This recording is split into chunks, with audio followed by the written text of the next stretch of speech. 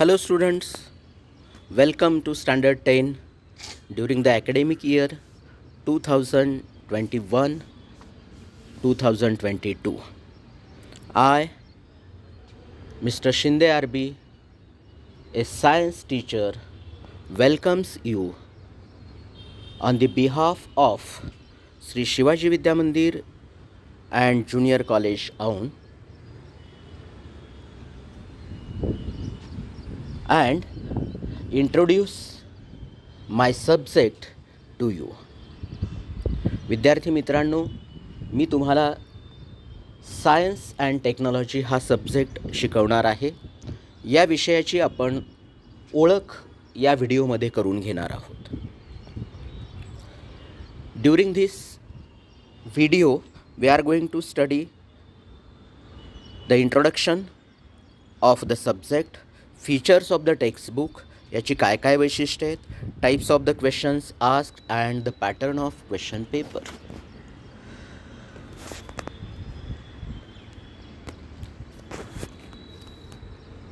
Dear students, we have two separate textbooks, Science and Technology Part 1 and Science and Technology Part 2.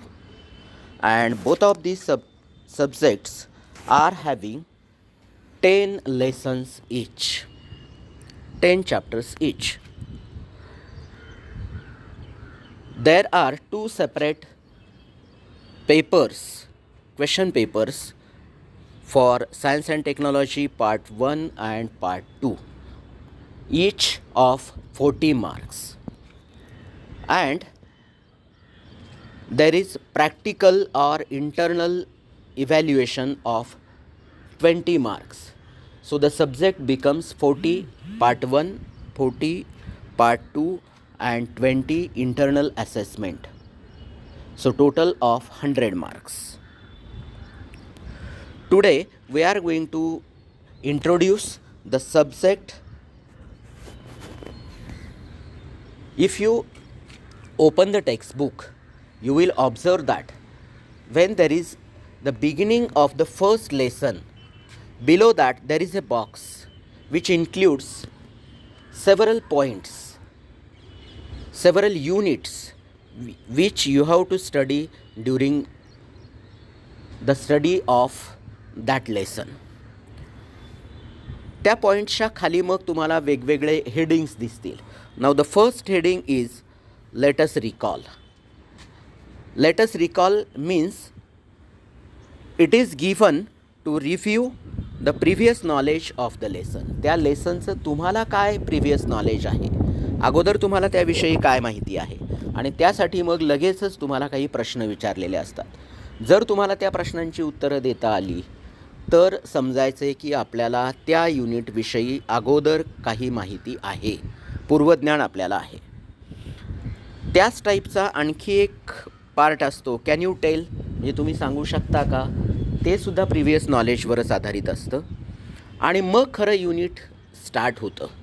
Unit start होताना directly त्यांनी definition दिलेली नाही किंवा युनिटची explanation दिलेली नाही, तर त्याऐवजी try this and let's try this असे 2 हेडिंग असतात. त्याच्यामध्ये तुम्हाला काही ॲक्टिव्हिटी दिलेल्या असतात आणि मग त्या ॲक्टिव्हिटी केल्या की त्या युनिटशी रिलेटेड असणारी इन्फॉर्मेशन आपल्याला त्या ॲक्टिव्हिटीमधून पुन्हा तुम्हाला काही प्रश्न विचारतात. Find it, think about it or use your brain power, असे काही हेड्स दिलेले आहेत. त्या हेडमध्ये तुम्हाला काही क्वेश्चन्स विचारतात, काही इन्फॉर्मेशन देतात आणि मग त्या इन्फॉर्मेशनचं जर उत्तर तुम्ही देऊ शकला तर त्या युनिटमध्ये जे सांगायचे ते तुम्हाला कळलं आहे असा त्याचा अर्थ होतो. आणि मग त्याच्याखाली एक बॉक्स दिलेला असतो किंवा काही कलर फॉन्टमध्ये सेंटेन्सेस दिलेले असतात. ऑलवेज रिमेंबर, हे लक्षात ठेवा. म्हणजे जे युनिट तुम्हाला अगोदर ॲक्टिव्हिटीच्या साहाय्याने शिकवलेलं आहे त्यातला मेन पार्ट काय आहे तो ऑलवेज रिमेंबरमध्ये दिलेला असतो. आणि मग जे तुम्ही शिकलाय त्याचा तुम्हाला प्रॅक्टिकली काही वापर करता येतो का. Do you know, introduction to scientist, institutes at work अशा टाईपची काही इन्फॉर्मेशन त्याच्यामध्ये दिलेली असते. आता काही युनिट्स असे असतात की तुम्हाला ते प्रत्यक्ष पाहणं शक्य नसतं, अनुभवणं शक्य नसतं. अशा वेळेला किंवा उघड्या डोळ्याने न दिसणारे असतात किंवा अवकाशातील काही घटकांच्या संदर्भातली माहिती असेल तर ते तुम्हाला व्हिज्युअलाइज करता येत नाही. ते व्हिज्युअलाइज करण्यासाठी म्हणून तुम्ही ICTचा वापर करू शकता किंवा इंटरनेट ॲट युअर सर्व्हिस ह्या हेडिंगमध्ये पण काही इन्फॉर्मेशन दिलेली असते. त्याच्यानंतर जेव्हा लेसन संपतो तेव्हा तुम्हाला एक्सरसाइज देतात. त्या एक्सरसाइजमध्ये त्या लेसनमध्ये असणाऱ्या युनिट्सवरती काही क्वेश्चन्स दिलेले असतात ज्या आपण वहीमध्ये सोडवतो आणि त्याच्याखाली तुम्हाला लिस्ट ऑफ प्रोजेक्ट्स रेड कलरमध्ये मोस्टली दिलेली असते. कारण 20 मार्काचं जे इंटरनल असेसमेंट आहे त्याच्यामध्ये तुम्हाला 4 मार्कांचा प्रोजेक्ट आहे. पेपर 1चा 2 मार्क आणि पेपर 2चा 2 मार्क असे 2 छोटे छोटे प्रोजेक्ट तुम्हाला करायचे आहेत. त्या प्रोजेक्टची इथे लिस्ट देतात किंवा त्या व्यतिरिक्तही तुम्ही काही प्रोजेक्ट सिलेक्ट करू शकता. रेग्युलर टीचिंगमध्ये तुम्हाला त्या संदर्भातली इन्फॉर्मेशन पुन्हा दिली जाईल. त्यासोबतच list of the reference books दिलेली असते आणि काही वेबसाईट्स दिलेल्या आहेत ज्या वेबसाईटवर जाऊन तुम्हाला त्या युनिटविषयी डिटेल इन्फॉर्मेशन ॲडिशनल इन्फॉर्मेशन मिळू शकते. आता हे झालं तुम्हाला पाठ्यपुस्तक कसं असणार आहे, त्याच्यामध्ये तुम्हाला कोणत्या ठिकाणी काय मिळणार आहे. आता प्रश्न कसे विचारतील, types of the questions and pattern of question paper. 1 मार्कांचे प्रश्न असतात, 1 मार्क क्वेश्चन, आणि ते विचारतात.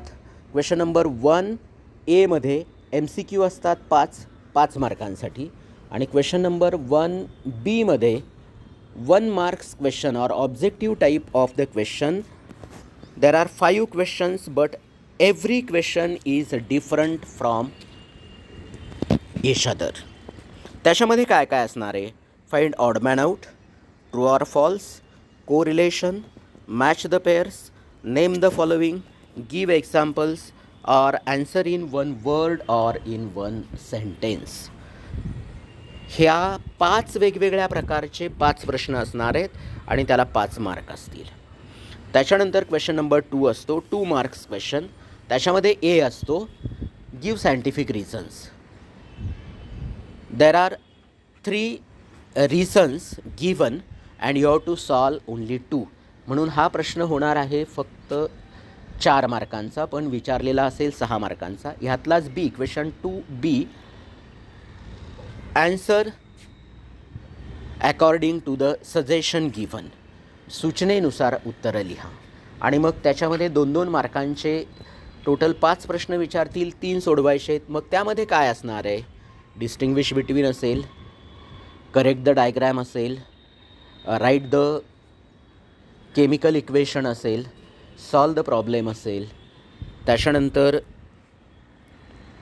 कॅरेक्टरिस्टिक्स असतील, रूल्स असतील, properties, uses, functions, effects, advantages, disadvantages या टाईपचे सगळे क्वेश्चन्स असतील.